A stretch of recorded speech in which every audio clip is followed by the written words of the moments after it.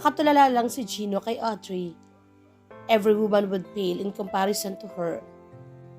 Hindi na marahil siya mabubuhay nang hindi nasisilayan ang pagtawa nito. Nanigas siya nang bigla itong lumapit sa kanya at punasan ng itaas ang kanyang bibig. Hindi na magawang alisin ang mga mata sa maganda nitong mukha. She was talking, pero hindi na naiintindihan ng mga sinasabi nito. Mas nakapokus ang kanyang atensyon sa bawat paggalaw ng bibig nito. Gino, naiintindihan mo ba ako? Untag ni Audrey. Nope. Pag-amin niya. Oh, all right. I'm gonna say it Hindi na niya ito pinatapos pa sa sinasabi. He pulled her on top of him and kissed her senseless. Wala namang nagawa si Audrey kundi ang sagutin ang ginagawang paghalik ng asawa sa kanya. For goodness sake, they were inside the hospital room and they were making out on the hospital bed. Gino, we're in the hospital at hindi ka pa magaling. He shut her up with a kiss. Who says I'm not well? He sexily asked against her mouth. As a matter of fact, I can make love to my wife the whole day. She gasped at the intensity of his desire. Tila siya na sa isang ilog at tuloy-tuloy sa pag-agos. He explored her silky skin. His hands were burning against her flesh. Kiss me back, baby. And so she did. She was burning with passion. She was about to explore him when she heard knocks on the door. Tila naman hindi yun narinig ni Gino. He just continued nipping her shoulder blade. Kinailangan pa niyang itulak ito palayo para lang patigilin sa ginagawa. Humihingal na lumayo siya rito at inayos sa kanyang sarili. Tila ito man ay nagulat dahil sa intensidad ng kanilang ginagawa. Lumakas ang mga katok sa pinto. She went to the door hurriedly and opened it. Isang nakakulutong nurse ang napagbuksan niya. Hindi siya makatingin ng diretsyo rito. She was guilty. Samantalang si Gino ay kampanteng-kampanteng sumandal sa headboard ng kama. Ilang araw na mula na makalabas ng hospital si Gino. Magaling na ang mga sugat ito sa ulo. Gayun din, ang mga gasgas ito sa braso. Natutuwa naman si Audrey sa mga nangyayari. A lot of things had changed in their relationship. He had changed in ways she had never imagined, not even in her wildest dream. He was so a different person. She even saw a strange emotion in his eyes that she couldn't name it. Isang araw ay pinagluto siya nito. She comfortably sat at the kitchen table, watching him. Gino, sigurado ka pa sa mga ginagawa mo? Naaalim niya ang tanong rito. Nalalalim kasi ang plano ito sa noo sa pagkakatitig sa niluluto. Tila nahihiyang bumaling ito sa kanya at pilit ng humiti. Yeah, just stay put, baby. I've got this. By all means, she said, as her eyes twinkled with gladness. Sinimulan nitong pagsamasamahin ang mga Ricardo. Tila seryosong-seryoso ito sa ginagawa. He looked cute and laughable. The past few days had been amazing. She saw a different side of him, or rather, the real him. Mula na makalabas ito ng hospital, wala na itong ibang ginawa, kundi samahan at alagaan siya. Minsan nga, ay naisip niya baka nabago ang ulo nito kaya nagbago. But then again, alam niya sa kanyang puso, wala itong kaugnayan sa nangyaring aksidente dito. Gino, I can help you a bit. Nakangiti niyang sabi. Nahihiyang tumingin ito sa kanya at napakamot sa ulo. Maybe. Natawa siya. Natawa rin ito. Tumayo siya at mabirito. Tingnan ko nga ang ginagawa mo. Napakunuto siya na matitigan ang laman ng kawali. Gino, what's this? Menudo, sagot ito habang napapakamot sa ulo. Halatang naiilang ito. Really? It doesn't look like it. She found his expressions very amusing and laughable at the same time. Lahat talaga ng mga reaksyon nito ay hindi nakakaligtas sa kanyang paningin. Sorry, baby. Seems like I got the recipe wrong. You don't really cook, right? As a matter of fact, I do. Bigla itong namula sa kahihiyan. She laughed merrily. We can still save this. Talaga, baby? His eyes beamed with happiness. Tila bata itong nabigyan ng candy. Ang gagawin mo lang ay maupo at mag-relax. Pero baby, gusto pa sana nito magprotesta, but she cut him off. Ako nang bahala. She started weaving magic on his menudo. Even if she couldn't see him, she was sure he was looking at her. She could feel her stares. Maya-maya pa ay natapos na niya ang pagliligtas sa menudo ni Chino. He set the table. Ilang saglit pa ay makaharap na silang kumakain. Nang sumubo ito, ay nakatitig lamang siya rito. Hinihintay maging reaction nito. Nanenervyos siya. Nalaala kasi niya mga panahong iniinsulto nito ang kanyang luto. Nagsimula itong nguyain ng pagkain.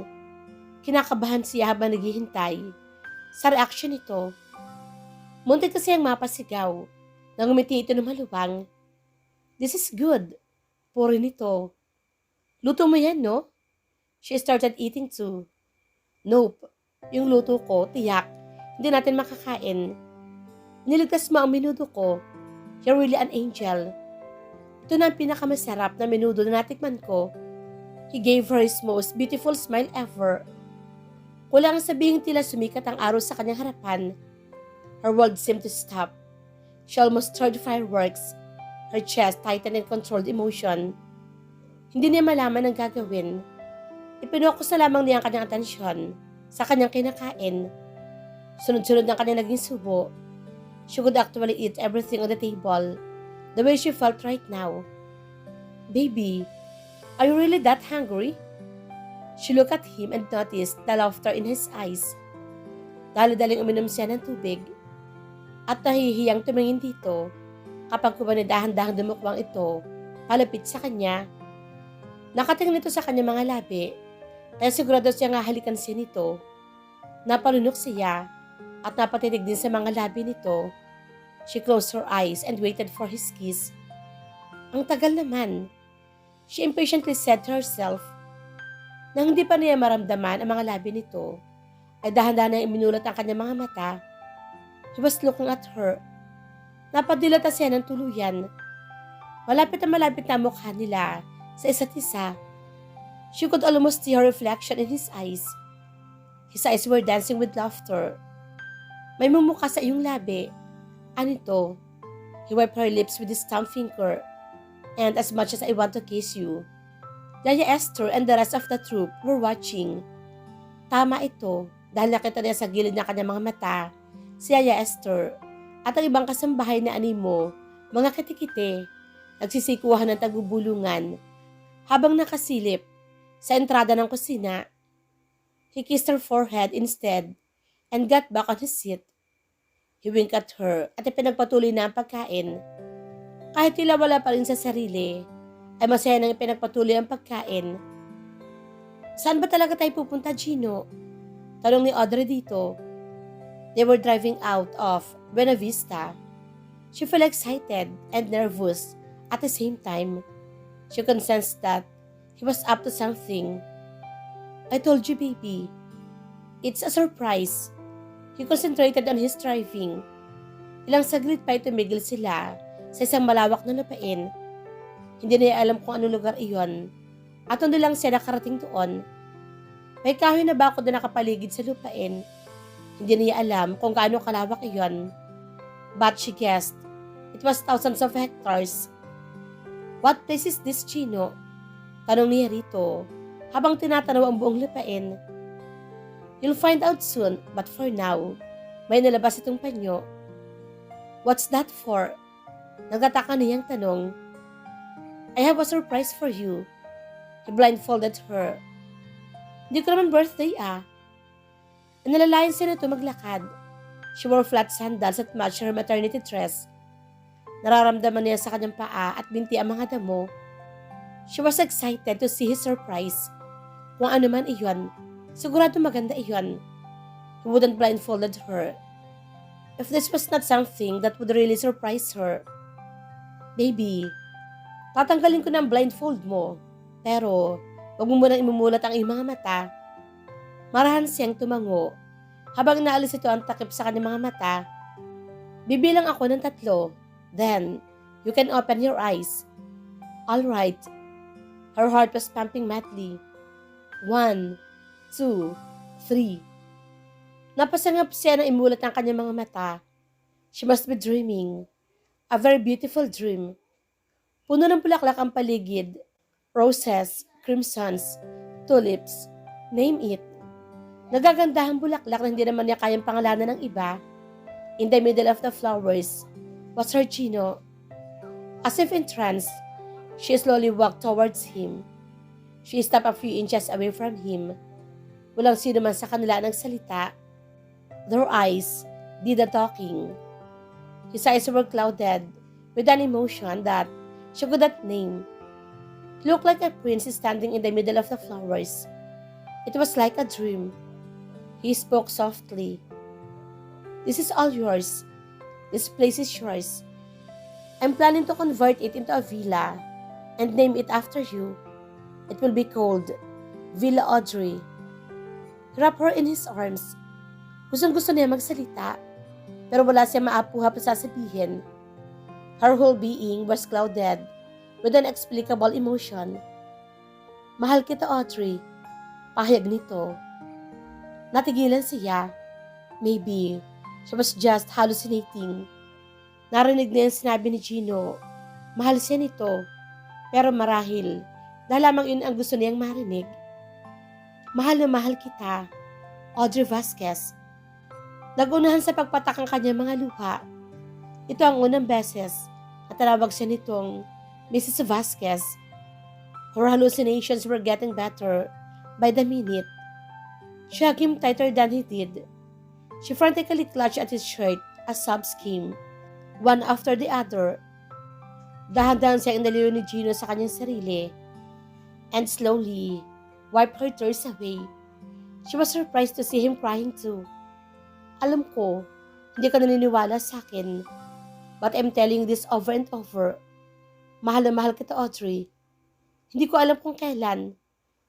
Maybe it was the first time I kissed your hand, or maybe it was the first time I ever laid eyes on you. Sincerity was evident in his eyes. Gino, He raised his hand to stop her from talking. Let me finish first. Marami ka nang ginawa for our marriage to work out. I'm not worthy of you. I'm not worthy of your love. May namumong mga luha sa mga mata nito. Kung kaya ko lang ibalik ang panahon, gagawin ko. Sorry for being such a jerk, for thinking the worst about you. I was blinded by my anger. Sorry na naisip ko na pinakasalan mo lamang ako dahil ang aming pera. When all along you married me because you love me. Shocked by his revelations, dahan-dahan siya umupo sa isang nakatumbang puno. Audrey, I'm sorry for everything, for all the pain that I've caused you. I swear, pinagsisisihan ko ng lahat iyon. Her tears fell. They were tears of joy. Mahal siya ni Gino. This was the happiest moment of her life. Nagangat siya ng paningin dito. Remorse and guilt were written on his face. Dahan-dahan siya naglakad palapit dito at naupo sa tabihan nito. She wanted to wipe his tears away and to reassure him that she loved him too. At hindi siya galit dito. She raised her hand and touched his face. Kapag umiiyak ka, naiiyak din ako. Kapag nalulungkot ka, parang nadudurog ang puso ko. At kapag nakikita kitang nasasaktan, doblang sakit ang nararamdaman ko. She looked straight into his eyes. Mahal kita na higit pa sa buhay ko. Hindi ko rin alam kung bakit eh. Ang alam ko lang, nagising na lang ako, isang umaga, na mahal kita. I married you because I love you so much. She cupped his face with his hands, then she kissed him.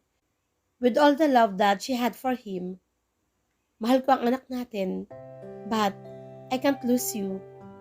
Nanigas si Audrey sa sinabi nito. Kapag kumalas siya sa pagkakayakap ni Gino, she could see frustration and confusion in his face. Doctor told me everything. Bakit ka nagsinungaling sa akin? Napayuko siya. How can I say it? Yeah, How can you say it to a monster like me? He shook his head and then he held her hands. Hindi ko alam kung anong gagawin ko. Now it was her turn to shake her head. Wala kang dapat gawin. He kissed her hands. I don't want to let you go. I can't. At nagunahan sa pagpatak ang mga luha ni Chino. Bahagyang tumigas ang kanyang anyo. I'm not letting go of our child either. Halos matanggal ang ulo niya sa pag-iling. Pinagdikit ito ang kanilang mga noo. I know baby. And I love you more for that. Parehas ko kayong mahal. Ikaw at ang anak natin. Ang pinakamagandang bagay na nangyari sa buhay ko. They didn't let go of each other's hands. She just couldn't say it, but she couldn't let go of him too. She felt like screaming. Life was unfair. Pwede na sila ni Gino ngayon. Dahil mahal na rin siya nito. Pero hindi rin magawang isakripisyo ang buhay ng sarili niyang anak para lamang sa kanyang pansariling kaligayahan. Sana tumigil ang oras sa pagtakbo. Hawak niya ang kamay ni Gino na mahigpit at tila ba makakaya niyang pigilin ang oras. Mahal na mahal kita. Hindi ko alam kung paano nangyari. Pero hawak mo na ngayon ang buhay ko. Iniangat ito ang kamay niya. Hawak na ng kamay na ito ang buong pagkatao ko. Siya nang kusang yumakap dito. Nahiling niyang sana ay may paraan pa. Kung sana lang.